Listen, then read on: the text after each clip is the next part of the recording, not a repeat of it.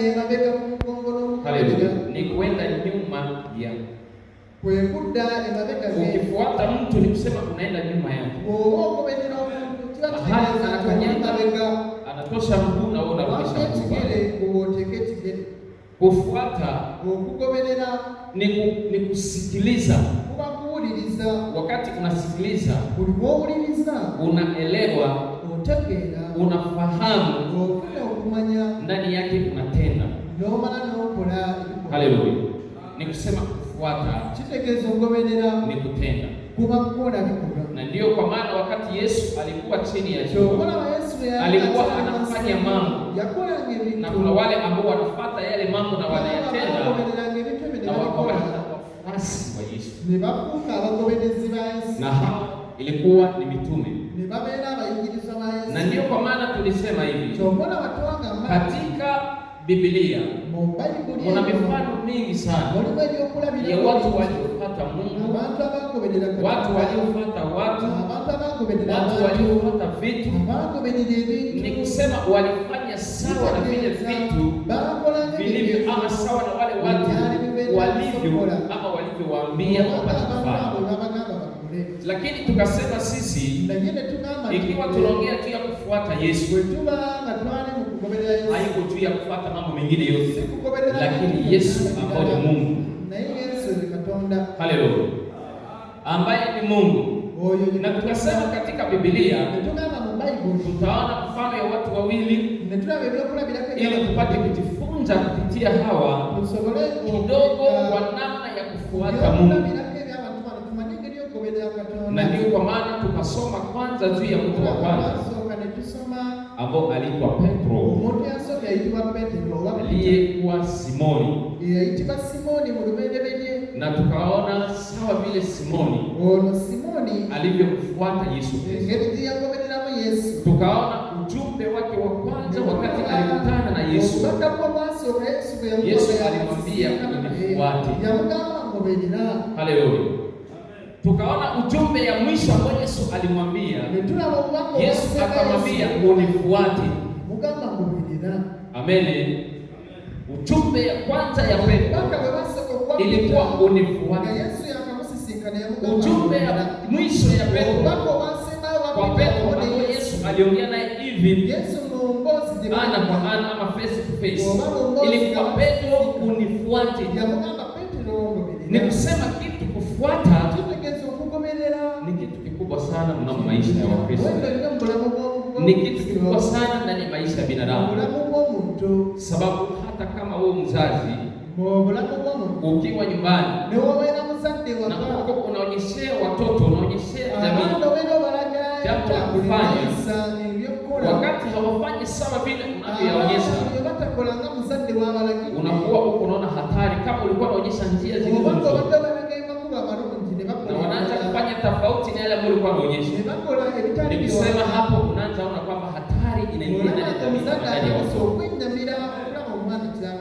Na ndio kwa maana Biblia iko naambia wazazi kwamba watafundisha watoto, wafundisha neno la Mungu, njia za Mungu. Biblia inasema bado wakiwa wadogo waende wako na kusimama wakijua kuyashika. Mungu iko namwambia Joshua, kuhusu amri za Mungu, sheria za Mungu. Anasema hizi amri mzifundishe usiku na mchana, kila wakati na kila dakika. Fundishe watoto wenu na watoto wenu watafundisha watoto wao wayafuate, wapate kuyafanya hivyo hivyo. Akasema muyafunge sawa sawa mkono, ni kusema wakati wote uko naikumbuka kuisahau. Sababu gani? Ili ujue kwamba Mungu anataka nini na wewe inakubidi kufanya nini. Na tukasema mtu wa pili ni Yuda Iskarioti. Hawa watu wawili wote walikuwa wafuasi wa Yesu Kristo. Amen. Wote walikuwa wa nini?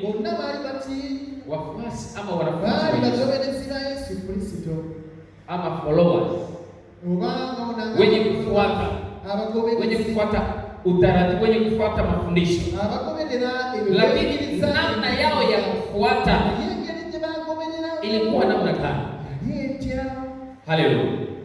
Tunajua wote historia ya Yuda Iskarioti. Amen. Wakati tunajua historia ya Yuda Iskarioti, kila mtu ana hisia juu yake, ama iko na feeling, iko na sentiment fulani juu ya Yuda na idea ya tofauti. Amen. Lakini baadhi ya watu wote wengi oba abasingako wanaona Yuda tu ndani ya negativity kila wakati na kila dakika. Yuda bamulamula mumbera ya yale ambayo aliyofanya Amen. Sababu gani? Sababu ya yale aliyofanya wakati alipokuwa akifuata nani? Akifuata Yesu. Amen. Wakikuuliza Yuda alifanyika nini? Watu wengi wanajua Yuda alitoaka Yesu Kristo. Lakini kweli Yuda alitoka tu Yesu Kristo, mambo mengine walifanyaka. Amen. Ni watu wawili wako kuna Petro na kuna Yuda. Amen. Tuliona habari ya Petro ya kwamba Petro wakati alisimama alifuata Yesu, ni kunasikiliza maneno ambayo Yesu anaongea, na ndani mwake akasema nitafanya hivi. Na ilipofika wakati wa Yesu kushikwa, akamatwa, akapelekwa mbele ya makuhani, akaacha kupitia mateso. Petro anasema kwanza mimi napatia, lakini neno lake ilikuwa kwamba Yesu, kila kwenye utaenda na mimi nitafanya nini, na hata kama ikiwa kukufa, mimi niko tayari kukufa na wewe. Nikusema nitakufuata mpaka hata juu ya msalaba. Yesu akamwita wewe Petro, wewe Petro. Wewe kabisa utanifuata mimi. Anasema kama ni kukufa nitakufa. Na Biblia inasema kwamba na mitume wote wakasema ile neno, wanasema kwamba hatutakuacha. Amen. Hatutafanya nini? Hatutakuacha. Wewe unasema nini juu ya watu?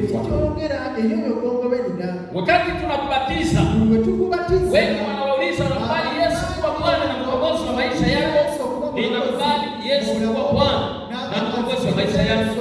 Mpaka siku gani? Mpaka wakati gani? Mpaka wakati gani? Wapi? Mpaka siku gani? Mpaka kifo, mpaka mwisho wa nini? Kwa maisha. Amen. Tuulizane, eske kweli uko na Yesu na tungali kuendelea naye mpaka mwisho wa maisha yako? Amen. Hawa watu walikuwa 12. Tuko naongelea watu wawili kati watu 12. Ukisoma kitabu ya Yohana 6, watu tu 6 kuendelea. Wakati watu walikimbia wanaacha Yesu sababu ya maneno mazito aliyowaambia, wakashindwa kufahamu, ukabaki wale watu 12. Yesu akauliza, na ninyi mnangoja nini hapa? Wakasema nini? Sisi hatuna mahali pa kwenda, sababu tumetambua kwako ndogo na nini? Kwako ndogo kwa nini? Kwako ndogo kwa nini? Kwako ndogo uzima. Amen. Uzima iko kwa nani? Uzima iko kwa nani? Sasa Biblia iko nasema hivi ya kwamba uzima inashinda kila kitu yote. Haleluya. Uzima inashinda kila kitu yote. Saizi afya yako ikiwa na tatizo, unasikia kuumwa, unaweza kugusa kila kitu kitakachohusisha usudi kurudisha afya yako kwa namna gani? Juu ya nini unataka uzima irudi? Ni sababu ukikufa vile vitu vilivyo navyo vinakufalia nini? Vinakufalia nini? Havikufalia nini?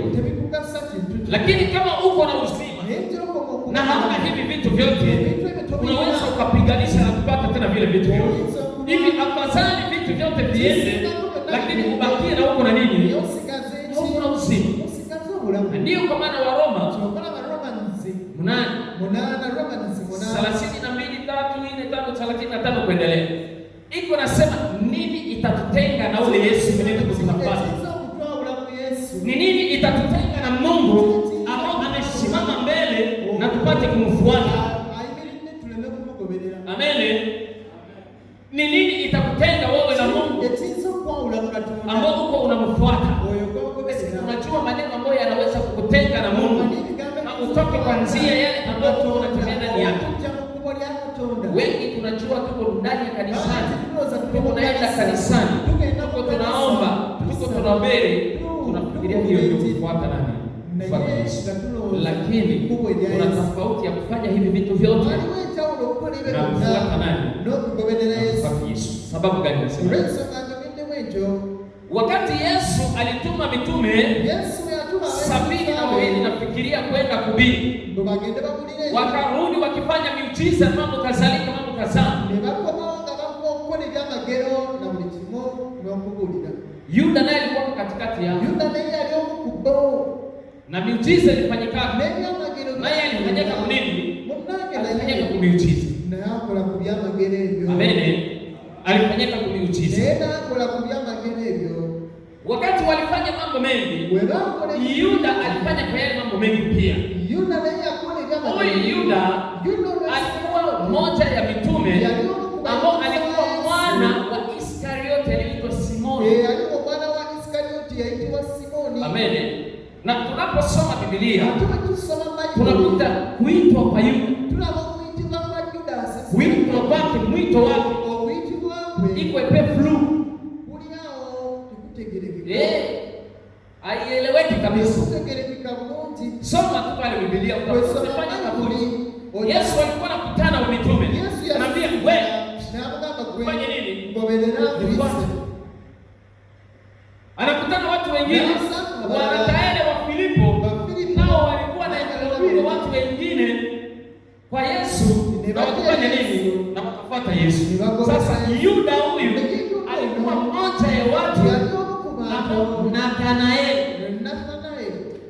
alionyeshia Yesu, naye akafuata nani? Akafuata Yesu. Haleluya.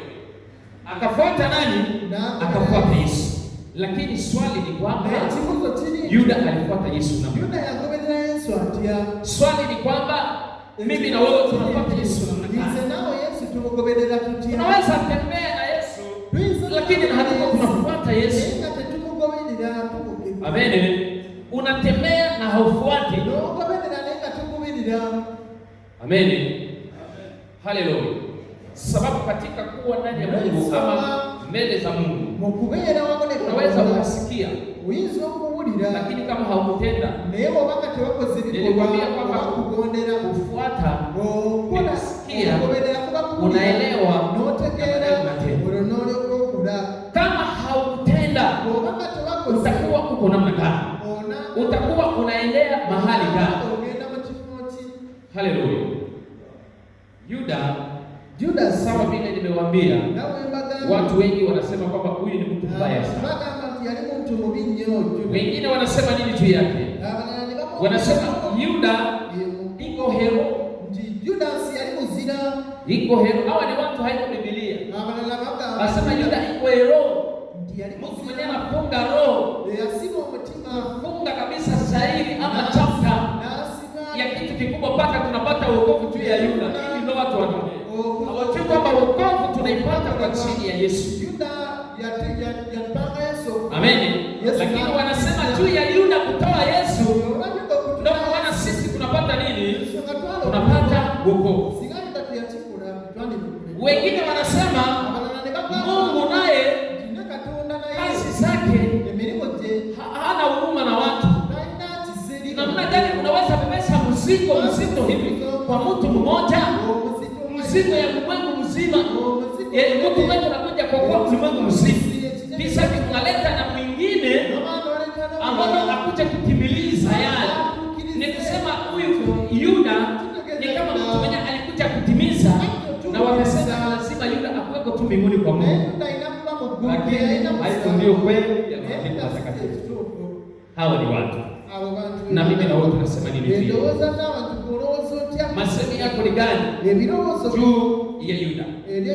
Ndani ya yale mambo yote tukiyafikiria na kuyaona, ilibidi tujue mambo haya katika Mungu. Wakati umekutana na Yesu Kristo, wakati unakutana na Mungu, jua nini unalolitafuta. Jua nini unalolitaka kwake. Ukijua unalotaka kwa Mungu, ni lile utakalolitumikia. Amen. Ni lile utakalofanya nini? Utakalolitumikia. Hawa mitume wote, baadhi yao abasingako walikuwa wanafuata Yesu. Walikuwa na ujumbe ya kurudishiwa utawala wao tangu zamani.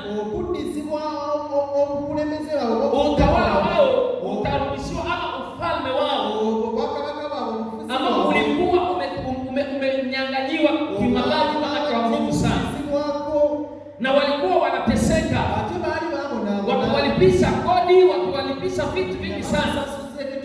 Wakati walisikia mfalme amezaliwa, mfalme wa Wayahudi, wakasema sisi Wayahudi tunapumzika, huyu ambao ni mfalme wetu tutakayeshikamana tu na yeye. Haleluya! Lakini kushikamana naye kwao haikuwa juu ya uzima ama wokovu aliyoleta, lakini ilikuwa kwa ajili ya faida waliokuwa wakivizia ndani ya government. Maana walijua wakati yote Yesu anaanza kazi na anaendelea, na mambo ambayo anayafanya iko na nguvu sana. Katika hizo nguvu zake, wakati yote atapindua. Walikuwa wanachukua Yesu kama mtu anayesimamia chama ya mapinduzi ya serikali iliyokuwa inawaongoza. Lakini hii serikali imegawanyika. Hiyo wakati kulikuwa Wasadukayo ambao walikuwa watu wa nguvu sana, watu wenye pesa sana, na walikuwa hawezi kumwingia huyo. Kulikuwa Wafarisayo ambao walikuwa makuhani, walikuwa ndani ya hekalu wanatumikia dini. Wale watu walikuwa hapa watu wa msasa. Haleluya! Ndani kulikuwa walimu wa sheria na watu wengine walikuwa wametesa hiyo.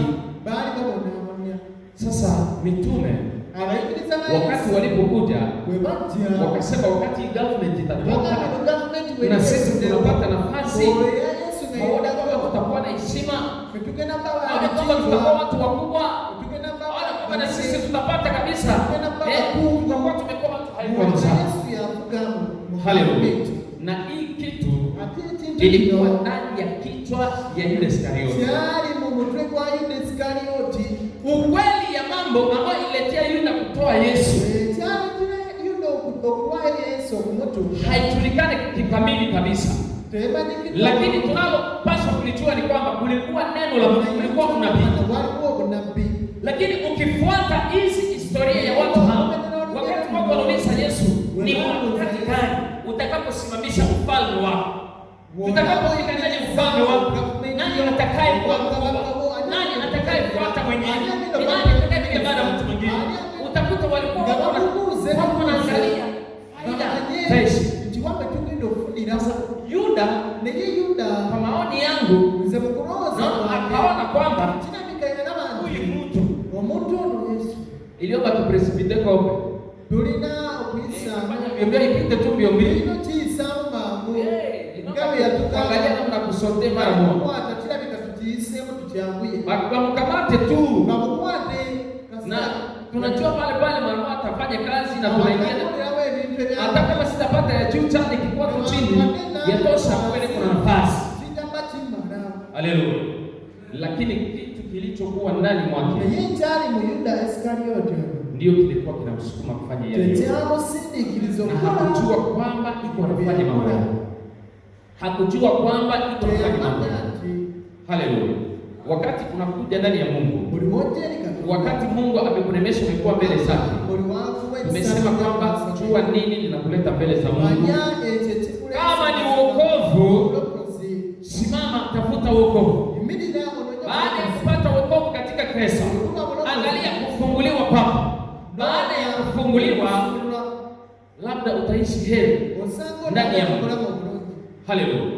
Yuda, maandiko matakatifu inasema alikuwa anafuata Yesu, lakini ndani yake kulikuwa kitu, na hiki kitu kilikuwa tamaa.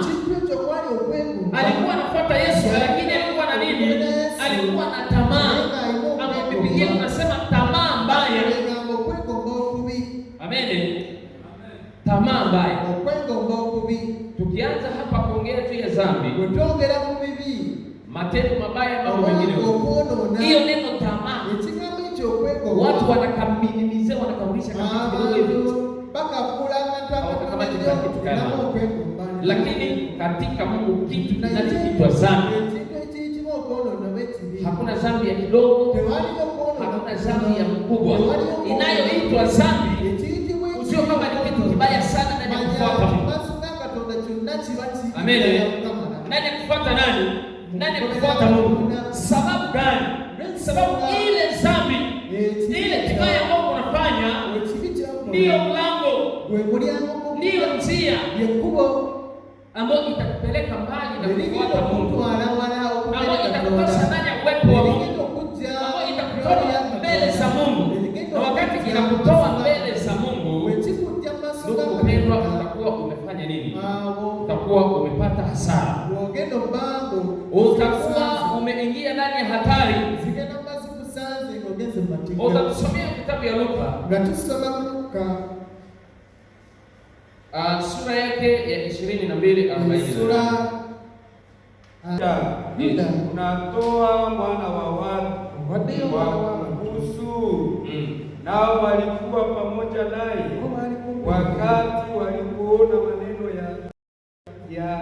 wakati walipoona maneno yatakayokuwa, walisema, Bwana, mkapige kwa upanga. Na mmoja wao alipiga mtumwa wa kuhani mkubwa, akakata sikio lake la kuume. Achia pale. Haleluya. Maandiko matakatifu yanasema, ukianza hapo walikuwa wako ndani ya karamu, na wakati walikuwa katika karamu, Yesu iko anaongea mambo yote waziwazi. Iko anaambia wanafunzi, iko anaambia kila kitakachopitika, na akawaambia, kati yenu kwa mtu ambaye atanitoa mimi. Amen. Ambao atafanya nini? Atanitoa mimi. Watu wote wakaulizana, ni mimi? Yuda alikuwa iko kati yao, na kuwa kati yao, Biblia inaonyesha kwamba Yesu tunasema neno hili, Yuda ameenda kutana na makuhani waliokuwa wanatafuta Yesu kwa ajili ya kumoa, na amewapa plani. Lakini ni nini iliyomsukuma kufanya hiyo mambo yote? Ndio kitu tunaongelea. Haleluya. Tamaa. Tamaa. Kitu hapa kidogo, tamaa ndani ya kufuata Mungu. Haleluya. Kuna tamaa nzuri na kuna tamaa mbaya. Tamaa nzuri wakati unafanya yale ambayo Mungu anatamani upate kufanya. Unajisikia nitumikie Mungu, unatamani kupendeza Mungu, unatamani kutumikia Mungu, unatamani kumwimbia Mungu, unatamani kumwinua Mungu na kubariki kazi za Bwana. Lakini tamaa mbaya ni kile ambacho kinakutosha completely mbele za Mungu. Sasa kwa ajili ya tamaa ya Yuda, ukisoma hiyo kitabu ya Yohana 12, ukianza tu hapo 5 kuendelea, Biblia inaonyesha kwamba huyu mtu alikuwa na kitu ndani yake kilikuwa msukuma. Haleluya. Kiko na msukuma, nayo ni tamaa. Na hiyo tamaa ikaacha akuwe hata mwizi. Haleluya. Ndani ya kuiba wako na Yesu lakini na iko naiba. Niko nafuata Yesu lakini na iko nafanya nini? Na iko naiba. Kumfuata Yesu. Namna unayofuata ndani ya Yesu. Uko unafuata Yesu namna gani? Matendo yako ni namna gani? Njia yako ni namna gani? Shahidi la kila 6 hiyo 12 inasema alikuwa mwizi. Na unajua mwizi, acha nikwambie, kama unajua mwizi wa kweli akiingia ndani ya nyumba yako akikosa hata kitu yoyote, afadhali abebe hata kifagio yako aende itupe, na amefanya nini? Na amebeba, sababu ni mzimu, ni mpepeo. Akiingia ndani ya nyumba yako haona hata kinyata atabeba, afadhali abebe hata kifagio mzimu, beba tu. Amen. Beba tu ende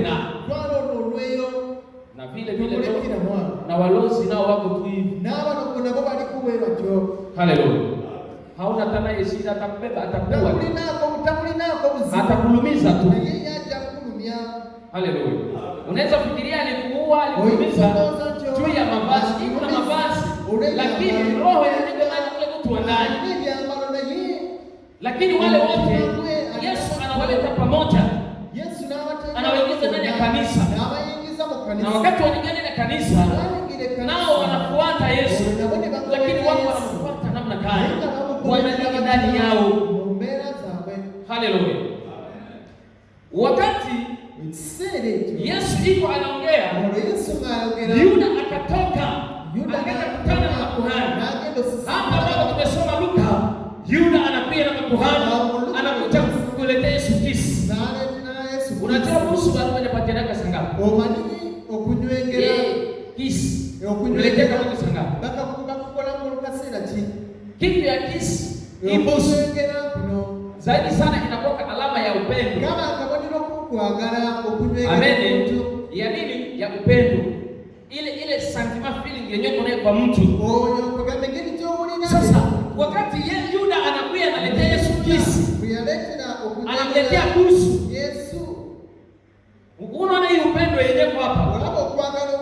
Uko nasikia upendo yenyewe hapa. Wale ndio watu wenyewe tunaishi nao. Wale ndio watu tunaotembea na wao.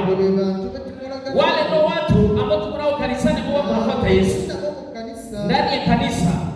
Lakini wanafiki. Wa nini? Wanafiki. Sababu gani?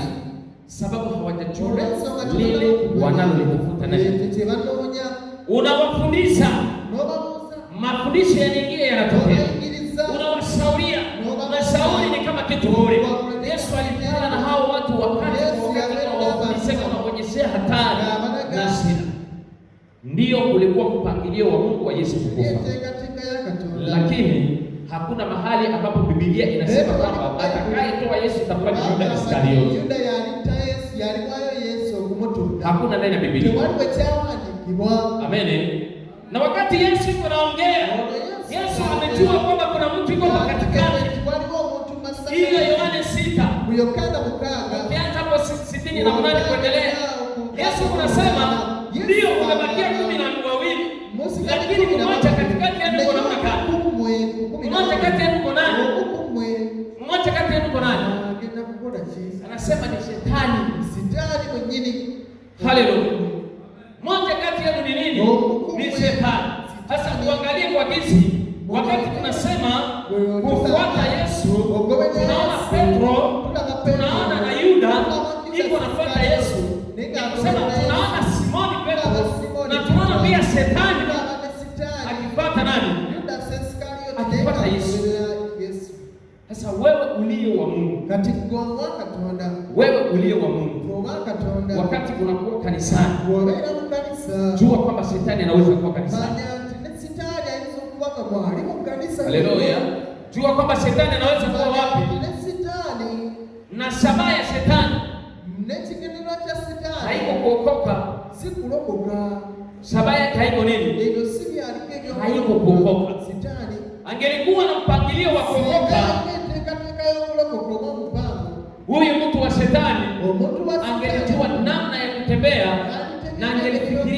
yake kesho.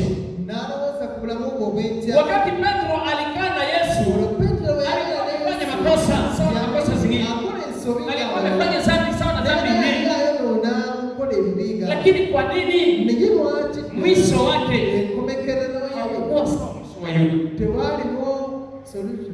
Kitu kilicho ndani ya roho. Wakati unafuata Yesu, angalia roho yako. Wanakwambia kitu hakikushtui, unaikamata kawaida. Unafanya dhambi unaikamata kawaida. Watu wangali kanisani, kuzini wanazini, haiwaambie kitu. Ni washerati, haiwaambie kitu. Ni wamwizi, haiwaambie kitu. Wanaenda kuwafunga kwa wachawi, haiwaambie kitu. Nakwambia jua kwamba roho yako haitakuwa tofauti na Yuda Iskariote. Roho yako haitakuwa tofauti na ya huyu mtu ambaye yeye mwenyewe kwa hiari yake, hapana sababu alikuwa target. Hakuwa simple wa kutoa Yesu. Hakuna mwenye alitagetinga huyu kutoa Yesu. Lakini shetani alimtumikisha sawa na kile alichokuwa nacho ndani yake, sababu alikifungua yeye mwenyewe. Akatoka akaenda kutana na makuhani, akakubali pesa.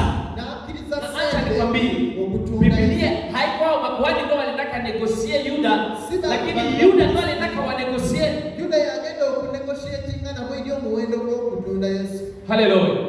Lakini yeye anafisia pesa, na baada ya kukula pesa zao, wakati Yesu atawashinda na waangusha, na ndani ya ufalme ya Yesu ya hapa dunia ambayo alikuwa anawaza, anajua kwamba ana nafasi pia ndani yake.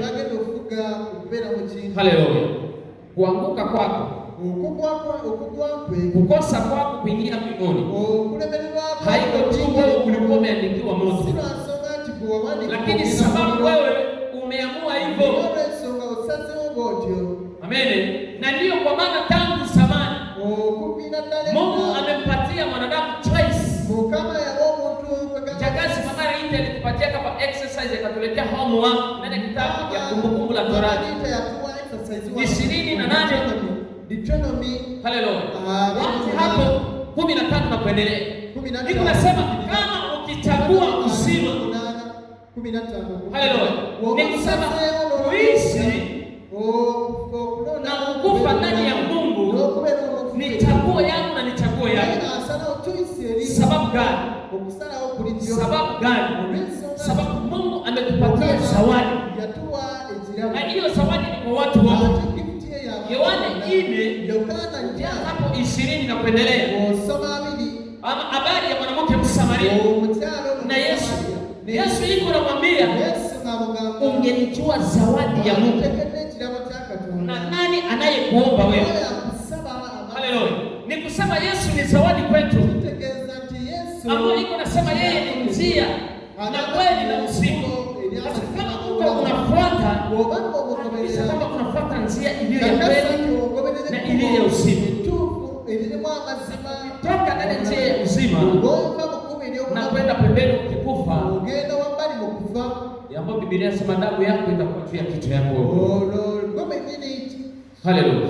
Damu yako itakuwa juu ya kichwa yako wewe mwenyewe.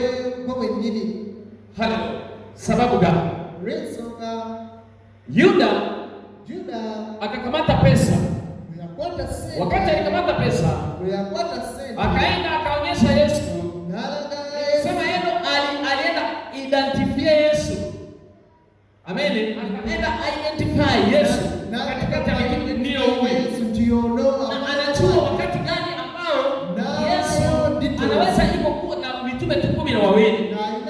Biblia inasema hawa watu kila walipotafuta Yesu waliogopa kumshika mchana, sababu walikuwa wanaogopa watu. Lakini Yuda alikuwa anajua kui opportunity watu hawatakuwa na Yesu atakuwa iko yeye na watu watatu. Hapo mtamshika mzuri sana. Wakati aliona wanakamata Yesu, wamefunga Yesu, vifo inaanza, na Yesu hareashire ndani ya kila kitu. react iko tu pale kwenye wanapiga, hakuna kitu yoyote. Anasema nini Yuda? Anasema nimeelewa kwamba nimefanya dhambi. Haleluya. Nimeelewa kwamba nimefanya nini? Nimefanya nini? Nimefanya dhambi. Watu ndani ya Mungu saa zingine wanaweza jua hata kama wanafanya dhambi, lakini hiyo dhambi wameyatubu, hiyo dhambi wameyaacha, hiyo dhambi wameikataa. Unakataa shetani, ndio nakataa shetani na matendo yake yote. Utakataa dunia, ninakataa dunia na mambo yake yote. Unachagua Yesu, ninakubali kufuata Yesu maisha yote, katika mateso, katika Yuda akatambua kibaya, lakini badili ya kutubu kibaya hakuyatengeneza. Hapo ndio kuna utofauti ya Yuda na Petro. Wakati Petro aliona kwamba amekana Yesu, Petro alilia. Analia kwa ajili ya dhambi yake, analia kwa ajili ya matendo yake. Wakati yote Mungu anafanya kibaya, unakamata kawaida, haikuletea huzuni, haikuletea matatizo. Nakwambia tu kwamba hii ni alama ya kwanza ya kwamba wewe haukufuata Yesu, lakini stress uko ndani ya njia na. Amen. Wakati ndani yako mngali kibaya na hautaki kutosha, nakwambia Mungu akusaidie, akuwezeshe kupata kibaya. Jua kwamba uko nyuma ya Yuda Iskarioti. Haleluya. Na wewe na Yuda Iskarioti hamtakuwa tofauti. Ninyi wote ni sawa sawa tu. Mko ndani ya njia moja, mnaelekea jehanamu. Haleluya. Utatusomea hiyo kitabu ya Mathayo 27. Natusoma Mathayo 27 27. Mwanzo moja Mathayo 27 mpaka kwenu. Natusoma pena.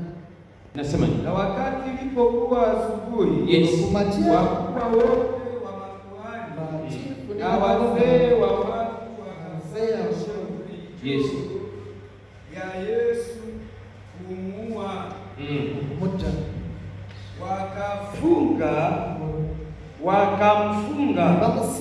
wakamchukua na kumpeleka kwa Pilato aliyekuwa liwali. Kisha Yuda ambaye alitoa, wakati alipoona ya kuwa amekwisha kuhukumiwa, akatubu, akarudishia wakubwa wa makuhani na wazee vipande 3 vya fedha. Atia mahali hapo kwa simama tu, ungali uko pale. Haleluya. Yuda anaona plani inaanguka yote. Plani imeshindikana. Atapigana mambo yende kabisa, msipige mara moja. Lakini wametoa amri ya kwamba awawe. Anasema sitakubali mtu akufe kwa ajili yangu, chini kuna pesa hapa. Hii pesa afadhali nifanye nini? Nirudishe wapate kumwasilia. Lakini alikuwa amefanya nini? Na yeye alitekeleza. Alikuwa ametekeleza amazoko moto. Haleluya. Usifanye dhambi kusema utatengeneza. Wakati unafuata Mungu, usifanye mabaya kusema utatengeneza. Hiyo kama unasikia dhambi ya kudharau Roho Mtakatifu wa Mungu, ambayo Biblia inasema haitasamehewa, ndio dhambi kama na hizi. Mtoto wa Mungu kila akitaka kufanya dhambi, nasikia sauti ya Mungu nasema kitu ambacho unakifanya haiko kitu kizuri, lakini sababu tumejaa na tamaa na mafikra mabaya, tumetawaliwa na shetani, inakusukuma mpaka wewe ufanye nini? Ufanye kile kitu kibaya.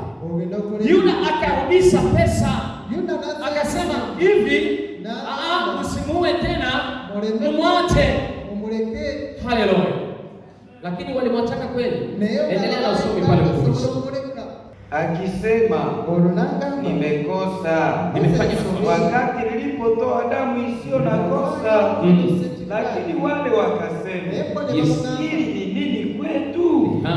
Uliangalia wewe mwenyewe, akatupa vipande vya fedha katika pahali patakatifu, akaondoka, akatoka nje, akajitundika mwenyewe. Wakubwa wa makuhani, achia tu pale kwa kutumisha, wanakataa pesa. Haleluya! Lakini anasahau zawadi aliyo nayo, neema tuliyopewa ambayo Yesu pesa. Ukisoma nenda kitabu ya Petro wa kwanza 3:18, Biblia inaonyesha kwamba tumepewa Yesu kama zawadi ndani ya maisha yetu ili tupate kuokolewa watu wote. Haleluya! Lakini badili ya kurudia kwa Yesu kusema Yesu unisamehe, akaenda wapi? Akaenda anena maji. Haleluya! Na wakati alipokufa ni kwako na kwangu, alienda mbinguni, alienda wapi? Na kama hakwenda mbinguni, wakati Yesu aliwaambia nini hiyo kitabu ya Yohana 14 ya kwamba mimi ndimi njia na kweli na uzima, yule Iskariote alikuwa katika njia ama alikuwa pembeni ya njia? Sababu wengi wanasema hivi, yule ataingia mbinguni ni watu, lakini Biblia inasema Yesu yulikala na wao. Anasema mwana wa watu anaenda zake kama ilivyoandikwa juu yake. Ole wa mtu yule atakayefanya nini? Akasema isingelikuwa heri ama ingelikuwa heri huyu mtu asingelifanya nini? Ingelikuwa heri huyu mtu asingelifanya nini? Asingelizaliwa. Ni afadhali hata ingekuwa kimutu kipepo kikitokea tu, lakini singelikuwa wewe. Haleluya! Mwana wa watu anaenda zake sawa vile ilivyo andikwa juu yake. Mwenye atashiki hapa milele kuna nani? Mwenye atashiki milele ndani ya mwili, kila mtu yote atakufa. Haleluya! Kila mtu yote atafanyika nini? Sawa vile imeandikwa juu yako, juu yangu. Lakini kwa nini walozi wangali kwa wanapambana wakuje waharakishe kufa yako? Kama mimi ningekuwa na hiyo kilosi nani mtu atakupaka nini, unatafuta nini? Haleluya. Amen. Amen. Kwa nini usiache maovu ulio ndani yako? Kwa nini usiache? Na hata kama unaacha, mbona unanyamaza? Yuda anasema hapana, nimelewa kwamba nimefanya dhambi, nimetoa damu isiyo na kosa. Mrudishe. Badili ya kwenda sema unisamehe, hiyo neno nafanya nini? Ndani yake. Sababu gani? Dhamiri yake, roho yake, nguvu ndani ya roho ya mioyo wao. Wakati tuko tunafuata Mungu, kila mara ombea roho yako, akupatie roho ya kunyenyekea, roho ya kutulia, roho ya kutambua mabaya na mazuri, na kupatia wewe kufuata hiyo mazuri. Una sita ambao mtumishi amesoma, Yuda akakufa, lakini akakufa na dhambi yake ambao alikuwa amejua kwamba kuna dhambi, anajua kwamba kuna dhambi na anayatamka, lakini hakutaka kuyaacha. Ndio maana Mungu nisamehe, niko mwizi, lakini tena kesho unaenda unaiba. Mungu nisamehe, niko mchawi, niko mlozi, kesho yake tena wale kwa nyumba za watu kuna kutetea watu kwa roho na unaua, chuki, fitina. Mungu nisamehe, tamaa mbaya ndio tamaa iko, lakini tena huko yule mwanamke watu watoto Mungu nikia huko na kule washerati, usinifu, na huko nani kufuata Mungu? Hapo tutakuwa haukufuata Mungu, lakini uko unafuata njia nyingine isiyo kwa yako, na mwisho wangu ndani yake kama ikiwa hivyo haitakuwa mzuri. Lakini kama tuko tunafuata Yesu, uwe mtu wa kutambua na kuelewa makosa na dhambi zako, na unapoyatambua rudi mara moja. Mwambie Mungu nisamehe, nifanye sije. Mwambie Mungu nirehemu. Kama iko hapa tamba ile watu kujambia Mungu nisamehe, niliiba, nilizidi, sitaki tena. Mwambie Mungu fanye nini? Umpatie zawadi ambayo ni ya uzima wa milele. Biblia inasema ni watu wote. Kuna wenyewe wasakajiaproprie Yesu sawa ni Yesu tu wao. Sawa kwa hizi walijiaproprie kwa wakati ya Bartimayo, nyamaza acha kusumbua mwalimu akasumbua Yesu. Lakini Yesu alikuja kwa watu wote. Neema ilikuja kwa watu wote. Hiyo neema iko kwako na iko kwangu. Mkubwa na mdogo, mzungu na mweusi, wote ili tupate uzima katika Mungu. Mungu akusaidie na akuwezeshe. Unapo maombi tulio ndani yake katika kutafuta Mungu, ukijililia Mungu akuwezeshe kufuata njia iliyo sawa ili upate kufuatana na Yesu. Haleluya. Sababu wafuasi wanafanya yanayofanana na ndio kwa maana wakati Petro alikuwa anatembea, wakasema na kutembea kwake na fanana na kuongea kwake na fanana. Sababu ni mfuasi wa nani? Ni mfuasi wa Yesu. Watu wanasemaka nini juu yako Yesu? Watu wanakujua namna gani? Watu wanakuelewa namna gani? Na hawa ni watu wanakujua hivi. Swali linabakia, Mungu anakujua namna gani? Sababu huyu watu walikuwa wanajua huyu nani? Yuda namna nyingine. Walikuwa wanajua Yuda iko mbele ya Yesu. Haleluya. Na wanataka kabisa sana na nani na Yesu. Nani Yohana 13 ni chumvi ya Yesu anakamata mkate anachovya analetea Yuda. Kisha akamwambia toka na uende ufanye mishako haraka. Biblia inasema mitume wamoja wakasema pale ni babiri. Pale amemtuma ende tununulie tena mikate nyingine tunataka na mimi. Pale ngoja. Amemtuma ende tuletee kile mikate tupate. Lakini haikuwa hivi. Usingelifurahia kile unachofanya kanisani kwa kupendeza Mungu, lakini roho yako haiko tayari kupendeza Mungu. Usingelifurahia kile kitu unachokifanya ukifikiria ni kwa utukufu wa Mungu, angali roho yako yao haifanyi kwa utukufu wa nani? Kwa utukufu wa Mungu. Hivi Mungu akusaidie, akunguvu na akubariki hasa zaidi, aendelee kukupatia, kutazamia na kumfuata hadi mwisho, nawe utaingia katika uzima na Mungu apate kubariki jina la Yesu. Haleluya. Shangilia kwa ajili ya neno ya mchana wa leo.